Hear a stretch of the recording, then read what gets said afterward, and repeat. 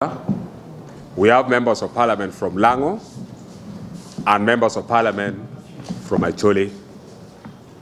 The press briefing is concerning the closure of the Karuma bridge. You remember Karuma bridge was closed on the 3rd of May for the period of 3 months. And as to the people of northern Uganda. And according to the UNRWA, is that all the big trucks are not supposed to cross from Karuma. Buses are not supposed to pass from Karuma. And our people started respecting the rules. And they stated clearly that they had a route that passes from the park, from Masindi and the Mason Park. That road would be open for the trucks and the buses. The buses from northern Uganda started following the guidelines. And in the period of 1 month, from last month onward, we started seeing different things happening. As I speak now, the trucks coming from Kampala, during daytime, they move and park near Karuma Bridge. Buses at daytime, they move and park. At night hours, the truck owners, they pay 300,000 Uganda shillings, and they're allowed to cross from the bridge, which was closed. The buses are paying 200,000 Uganda shillings, and they're allowed to cross from Karuma.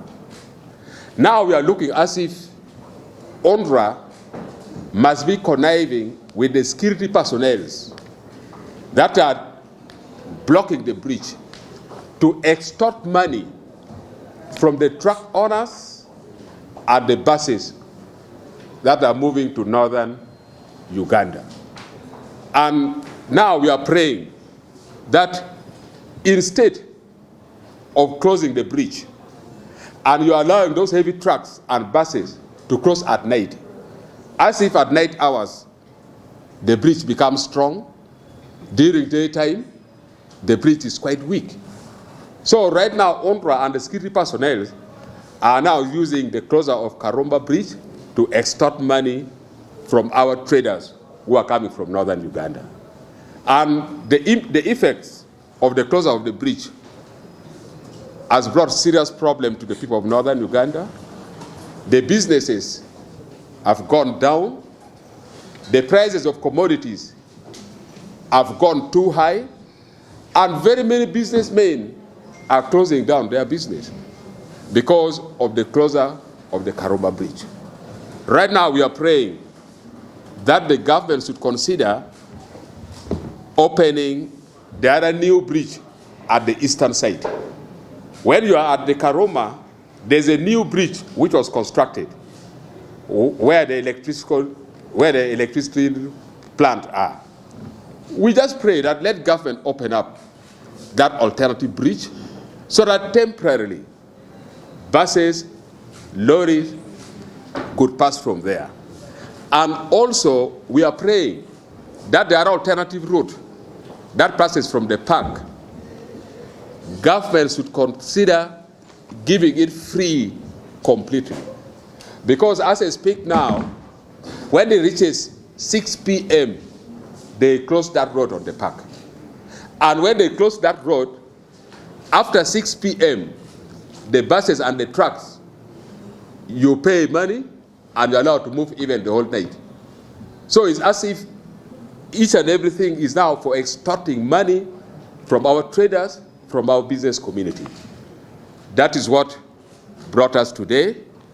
I would like to invite my colleagues to give in their submission, and later on we shall invite the questions that may be raised.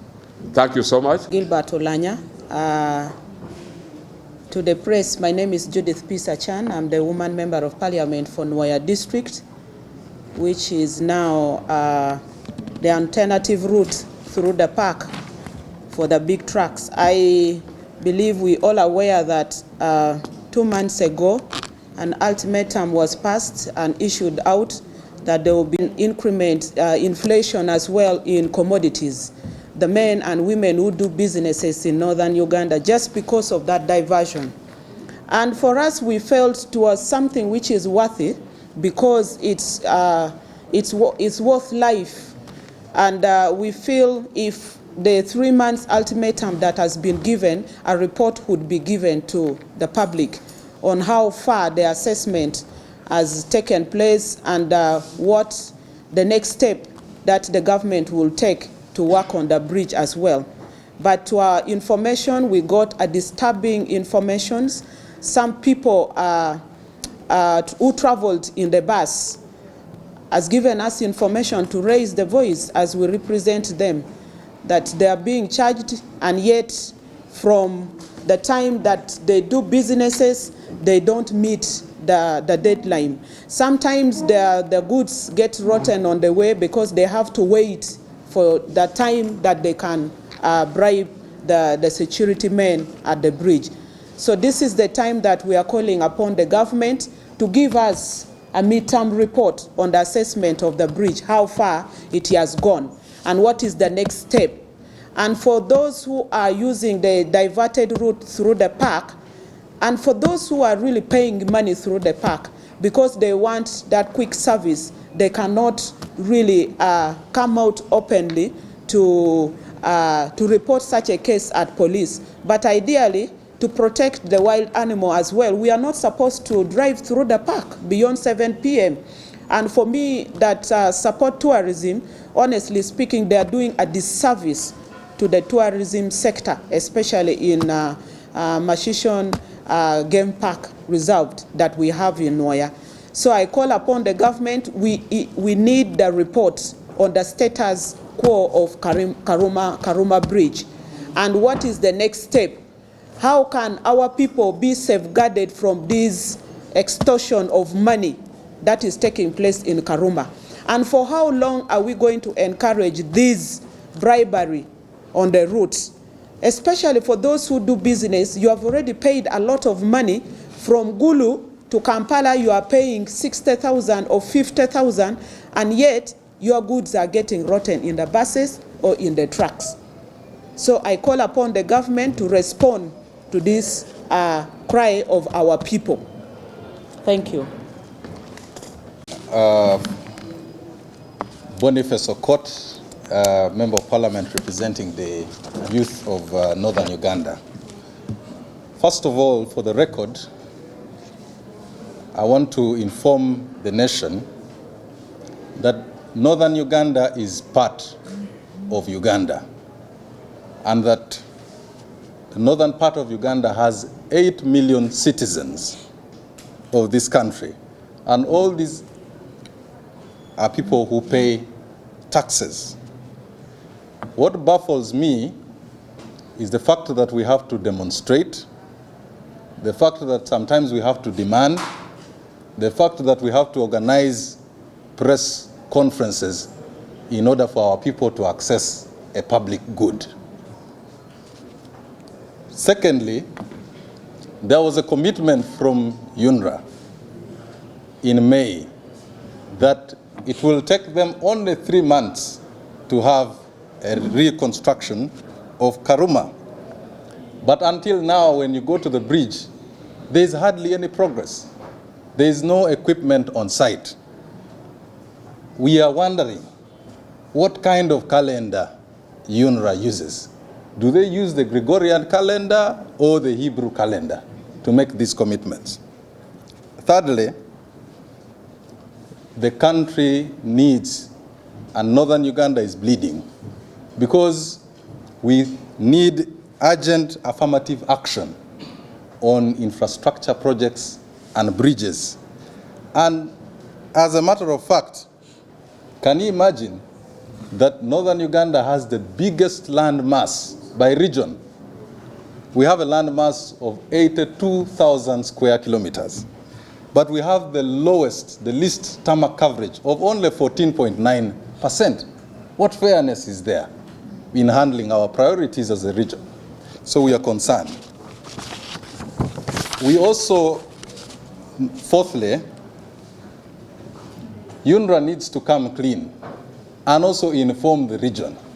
If they derive pleasure when the poorest region in the country with a very high poverty rate is being charged very high prices on commodities on account of their failure to properly manage the reconstruction of this bridge, their extortions, their delays, their diversions. So they need to inform us whether they feel happy or derive pleasure from the sufferings of our people. Like it has been stated, the cost of doing business in the region is becoming unbearable. And most of our business people are young people. And eventually, Northern Uganda is a food basket for this country. Eventually, these high prices of commodities will bite the entire country if this situation is not arrested in time. The livelihood and even the mobility of the people of Northern Uganda matters. And we'll also give government an ultimatum to respond to these concerns that we have raised, at least in the next 1 week, or else there are constitutional mechanisms and alternatives that we shall also pursue to see that there is quick action on the matters that we have raised. Linda Agnes, the woman member of parliament for Lira district, and the Lao parliamentary group publicity. Today, as leaders from Northern Uganda, we felt that it's prudent for us to bring to the attention of government on what is happening in Karuma Bridge and related businesses through that bridge. I would like to confirm what my colleagues have said about the extortion of money from business people that are using this bridge. I myself, I use the same route, and even if you go right now, you'll go to Karuma Trading Center and you'll get trucks parked there, buses parked there, waiting to use that same route at night. This is happening, which is also putting the life of the users of this means of transport at risk. As per what we are aware of, that UNRWA temporarily closed the usage of this bridge, especially from heavy trucks, because of its status at the moment that is not safe for human usage. 2, the security team that is manning and controlling the accessibility of this bridge is using it for their financial advantage by putting life at risk. Businesses, especially the commodities that is being transported, at risk due to their selfish interests and gains of getting money at night and making people to cross through this. Yet, on the other hand, this closure has brought a lot of problems to the business community in Northern Uganda. I'm a businesswoman myself. I do my business in Northern Uganda. I also transport my goods through these routes. But the challenge that we're going through is because of the fuel consumption that the trucks are incurring because of the long distance as a result of diversions. That is making the business community not to get profits, because our people are just trying to recover. It means our businesses are not yet big that we maximize a lot of profits. So the little that they are supposed to get as profit in their businesses, they're using it to top up on the transportation that has come up as a result of this closure. 2, as leaders from Northern Uganda, we would like to call upon UNRWA and Ministry of Works that we need an update on the status and how far and what plans are they having for reconstruction of this bridge. Because this is the only gateway that we have to northern Uganda. It has really jeopardized the businesses. As we know, northern Uganda is the food basket, and I know the rest of the country will feel this.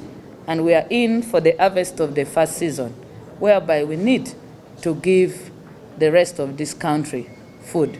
Two, this is the access route to South Sudan, where most of our greater East Africa use this same route to access South Sudan. And you know, most of our Ugandan business community, we are the one that feeds South Sudan. And all this is being interfered with. But nevertheless, even if we are going through this, there's no consideration on other government duties that we are supposed to do as Ugandans on taxes. Recently, this parliament increased taxes on other things. But the business community in northern Uganda are paying all this despite these challenges. And I would like to also call upon the police. Uganda is grappling with the issue of corruption. And it's so frustrating to hear that some people are not yet even fearing going through and doing corruption tendency, despite what is happening in the country at the moment. And I would like to urge the security team to take this as a serious matter. And those officers that are manning that place should be brought to books. And also, what we have reasoned is not just political, it's real. Because there's a problem that when we leaders talk like this, they will just say that we are just talking for political gains and other things. But let them go, even right now, let them go to Karuma and see the trucks loaded there, and go tomorrow morning when those trucks are still there. This one would prove our statement. On behalf of the business community, of which I am one, we are suffering. Our people are suffering. And now the negative impact of this is going to our end users. Those are the local people down there. Because a businessman would want to gain profit. So the prices of other essential commodities are increasing in northern Uganda because there's no one who is ready to get a loss. So the Dennis Amere, a member of parliament representing Kitgum municipality. First of all, I want to thank my brother, Gilbert Olanya, and my colleagues for choosing a day as this to come and we talk to the nation about the close of Karuma Bridge. The reason why we have come is because seemingly there is a conspiracy of silence on the issues of Karuma Bridge. We have been clearly told by UNRWA that the bridge would be closed from 3rd of May 2024, the year of the Lord, and would be open after 3 months. 1.5 months has gone, coming to 2 months, and nothing tangible has been done or has been seen being done. First of all, this Karuma Bridge has been constructed in 1963, 1 year after independence, 1963. And since that time up to now, regimes has changed in government. The NRM regime has taken the largest share, approximately 40 years now. And in all these 40 years, you cannot tell us that the single bridge that has been constructed in 1963 has no other alternative route apart from that single bridge. By now, Uganda, northern Uganda would be having an alternative bridge which is functional. not theoretically, not the way we are being told it's going to be constructed. In the year 2017, we were told that. But up to now, and today, we are on postmortem. We are talking about something that would have been done long time ago. My only question is there consideration for the people of the northern route? Because if there is consideration, it will not take us this long. I am confident if the government has security surveillance apparatus to monitor what takes place within the country, particularly that northern route, the Karuma bridge, the only single bridge, they would have realized earlier on the challenges that has befallen the bridge now, the weakness of the bridge, the situation of the bridge would have been noticed a long time ago. And before we have come to the closure, at least the closure would have been announced with a thorough alternative bridge that is either completed or in completion processes. So this clearly shows that the government seemingly does not bother about that big population from the northern region. And it bothers us a lot. That bridge, first of all, is a very small bridge. Very narrow bridge. I am confident, without fear of contradiction, I can say it is about 5 meters wide. And the length is also very short. Any realistic system of the government, UNRWA, would consider revamping that bridge as soon as possible because it's very small. And yet, the level of fleets, the population that pass through it is very, very high. Therefore, we need to look deep into the issues of Karuma. Number one, the government needs to talk to bus owners. At the moment, for example, the route from Kitgum to Kampala is 60,000. A route that used to cost 40,000 or 35,000, it is now 60,000, almost double. These bus owners need to be talked to as we wait for quick response on the issues of Karuma. The bus owners need to be given some kind of privilege in form of fuel contribution so that they go back to the original prices that they used to charge the people going to the north. In my opinion, that would work. I don't know how they will do it. Maybe they will stop the bus owners from paying the terminal fares when they're leaving the bus terminal. Maybe buses will not pay the terminal so that they keep the prices low. That could be another alternative. The poverty level in northern Uganda is skyrocketing.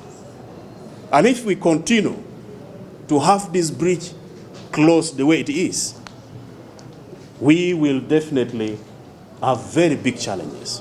Businesses are being closed because of the prices.